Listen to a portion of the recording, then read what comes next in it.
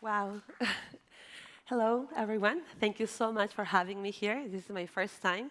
Therefore, I have my emotional support plush toy of a yellow-tailed woolly monkey, which is anatomically accurate. You'll see in a bit.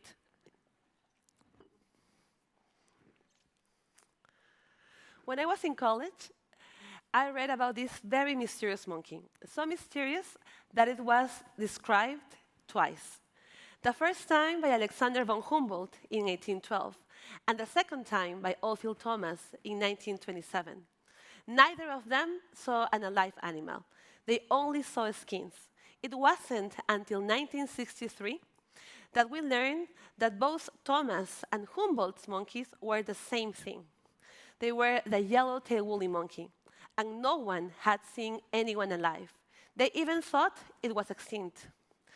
And 50 years ago, in 1974, a young Russ Mittermeier with two other researchers traveled to the cloud forest of northern Peru to find this monkey. They were there for weeks. They were climbing up and down the mountains of the cloud forest without being able to find it. When they were about to give up, they found a pet. They saw the very first alive yellow-tailed woolly monkey that the scientific community had ever seen. This was a historical moment. It was headlines. A rare monkey found in Peru, unique in the world. It appeared in the New York Times, in the Washington Post, Le Monde, everywhere. Everyone was fascinated with the discovery of the yellow-tailed woolly monkey, especially Peruvians, because it's a monkey that was only found in Peru, and a lot of initiatives to study it began. Protected areas were created for the yellow-tailed woolly monkey.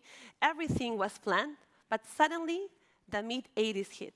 It was a very difficult time for Peru, and also a beginning of a period of forgetfulness for the yellow-tailed woolly monkey. However, the international community had not forgotten about the yellow-tailed woolly monkey. In the year 2000, they came up with a list, the 25 most endangered primates of the world. A global wake-up call, and the yellow-tailed woolly monkey was included in the list. Unfortunately, more than 20 years have gone by, and it is still on this list. Why?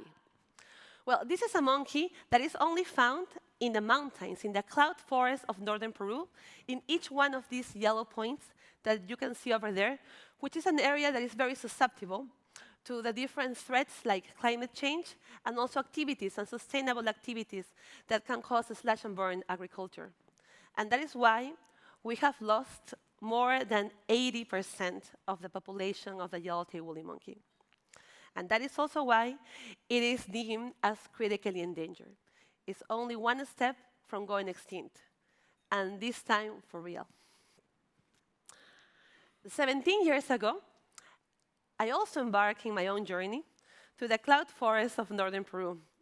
My mission to study the yellow-tailed woolly monkeys, one of the first studies that happened with the ecology of this species. When I arrived, I didn't see the light of the sun for over a month. I was always surrounded by this heavy, deep mist. This is a forest where you basically breathe water. While I was there, on my very first day, it was so challenging. I was completely covered in mud. I was all cold because of the rain. I was exhausted because I was climbing up and down those mountains. And then, after a whole morning of not being able to find them, I saw movement up in the trees. I started seeing some silhouettes.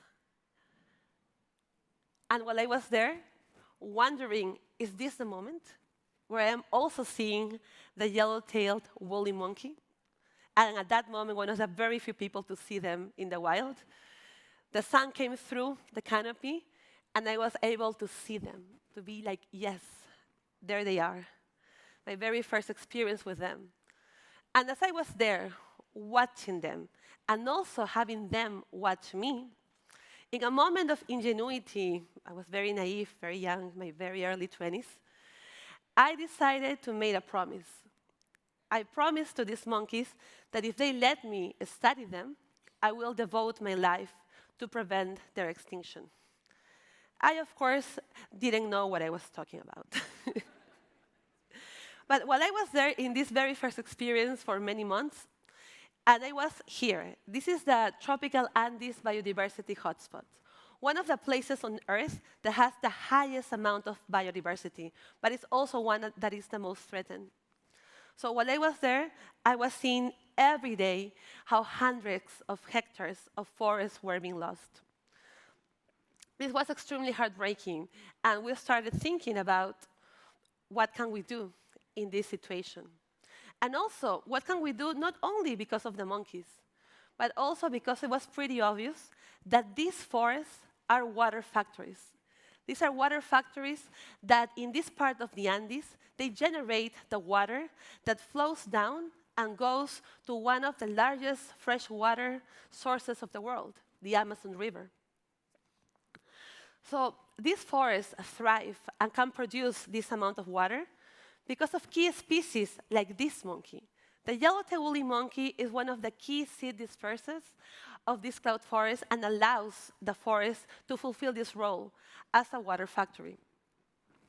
And that is how, 17 years ago, with my mom, who was my greatest supporter and cheerleader, we founded Yunkawasi. Yunkawasi means house of the forest in the Quechua language. And as we were thinking about this organization, we were also thinking that Peru is a pluricultural country. We have over 50 indigenous peoples. And in Peru, more than 3/4 of the territory belongs to communities. It's not of single ownership, but it belongs to indigenous communities in these different areas. So for us, one of the key principles is that conservation must be inclusive and participatory. Because how we design the projects, how we co-create with the local communities the project, need to be able to materialize the visions of development, the dreams, the passions that also local people, the owners of the territories, have for these environments. When we started, we began with this community, the community of Corosha. This was really an experiment. I was very young when we were here.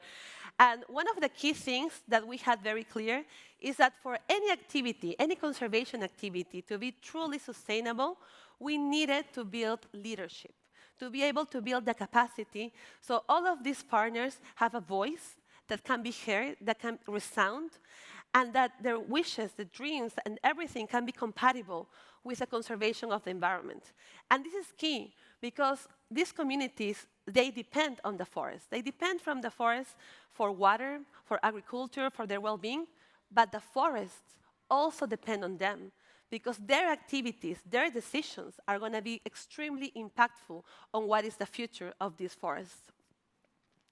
One of the things that we are really proud of is that through the years, now we have local leadership, female local leaderships. This is Lisbeth. Lisbeth learned, and she is now a drone pilot. She now leads one of the monitoring groups for the yellow-tailed woolly monkey. So now, instead of me being climbing up and down the mountains, now she does that. And now she does that because she has received the training and she understands why she needs to do that. And that this is key information that she is collecting that will help her and her community to make decisions about how they are managing their territories. And also together, we are now learning to use thermal drones. So here to the left, or to the right, you're going to see the thermal image, and these yellow dots are the yellow-tailed woolly monkey moving. And we filmed this like a few weeks ago.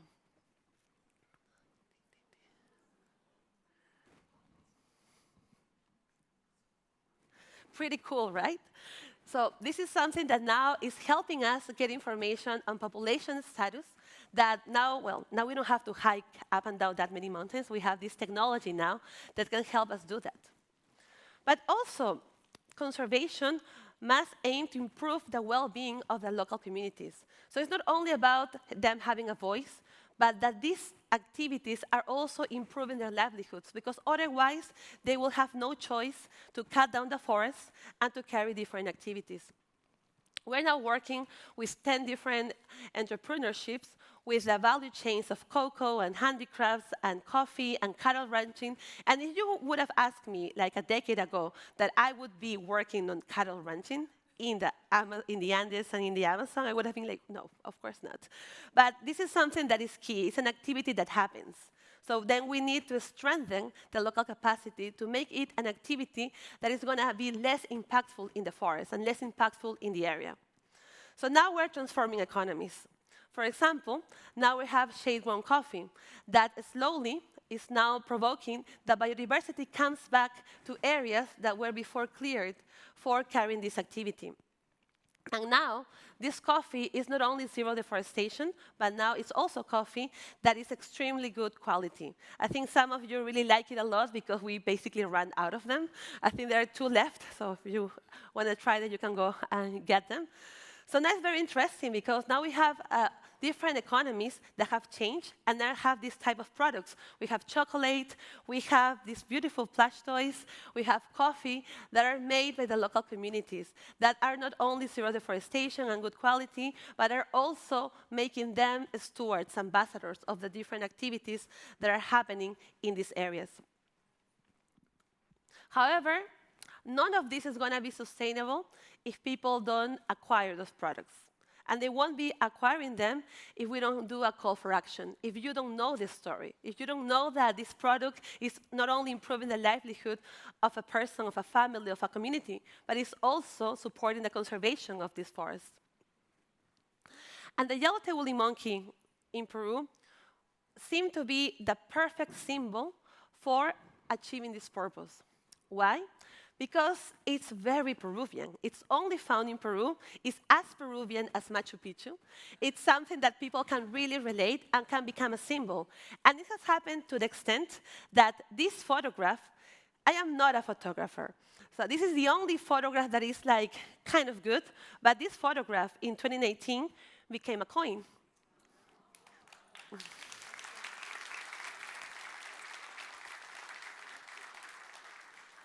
So now there are 10 million coins of the yellow-tailed woolly monkey circulating in the country. So basically, almost every Peruvian at some point had it on its pocket. However, this is not enough. We needed to really make a call for action. So last year, we launched this campaign. Stand up for the yellow-tailed woolly monkey. Stand up, react, do something. The species that is the ambassador of the biodiversity of our country is about to go extinct. If we let that happen, what is going to be the future of any other biodiversity that we have? So through this campaign, we have involved over 100,000 people. It has been an amazing journey, and we use the opportunity to celebrate the 50th anniversary of the rediscovery of the yellow-tailed woolly monkey. So we even got 2 states in Peru to put up monuments for the monkeys in their main plazas. So now people in Lima and also in the city of Moyobamba can go and they can see and they can wonder, what is this? But then realize, oh, this is something that is mine, something that I should care about. And it has been fascinating because it had really surrounded us with a lot of hope about the actions that we're doing and that we're carrying in these different places. And also, through time, it has also made us receive different awards and recognitions. It has been wonderful. Last year, for example, I was elected as the inaugural winner of the Emerging Conservationist Award that is given by the Indianapolis Prize. So that was fantastic. And it was a...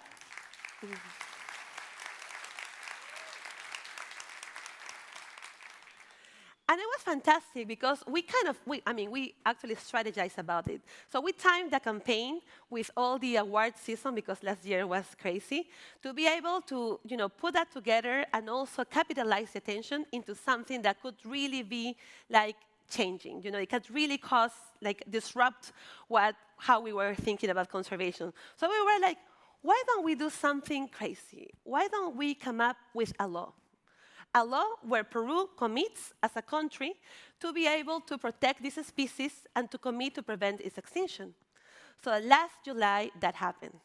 That was the official passing of Law 3200, the law for the protection and conservation of the yellow-tailed woolly monkey and its habitat.